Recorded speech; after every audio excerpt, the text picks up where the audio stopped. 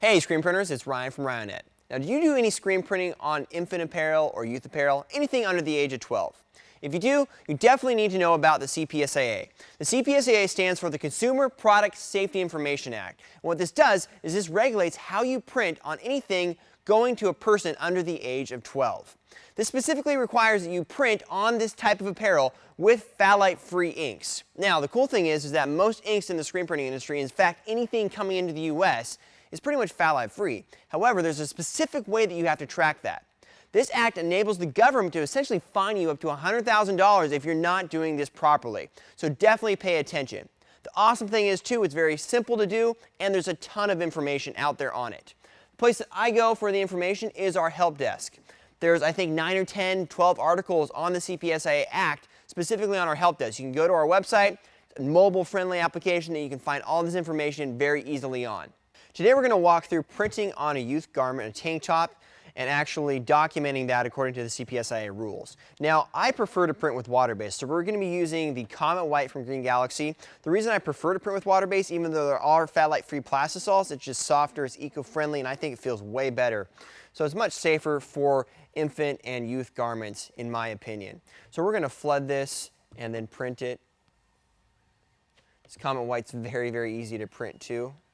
So whenever you're printing water-based, a little different. You do need to leave the screen flooded like so. And it's really not the printing that changes, it's the documentation. So we'll just do a quick flash, and we'll show you how to document it. So we're ready to print the second one.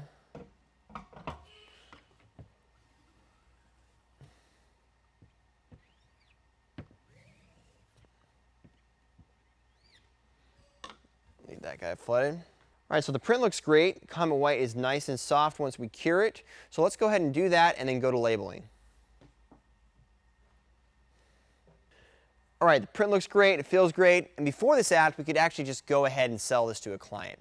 However, after the act, we do need to do some things differently. First of all, obviously, we needed to use a compliant ink, which we did, eco-friendly Comet White, no problem. But we have to prove that. The way we prove that is we insert a label into the print, and we track that label internally. That label needs to have the ink that we printed with and the specific lot number, which in this case is 140-21297. That's the lot number. Now, the label doesn't need to have that particularly, but it needs to basically reference that back in the back end. So what you could do is you can print the label, or you can use a heat transfer, or you can use something as simple as a P-Touch, which is essentially a garment transfer label that I can just turn this guy on, and then I can put any type of code. It can be the date, it can be your phone number, it can be anything, but you have to reference that specific code to that job, to the ink that you used for that job.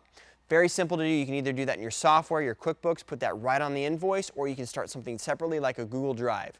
So once again, the label needs to have a way that you track that specific job to that specific ink that you use for that job. So for this, we're just going to use the date. So 7/24/14, and let's say this is my first job of the day, -1. Then we print.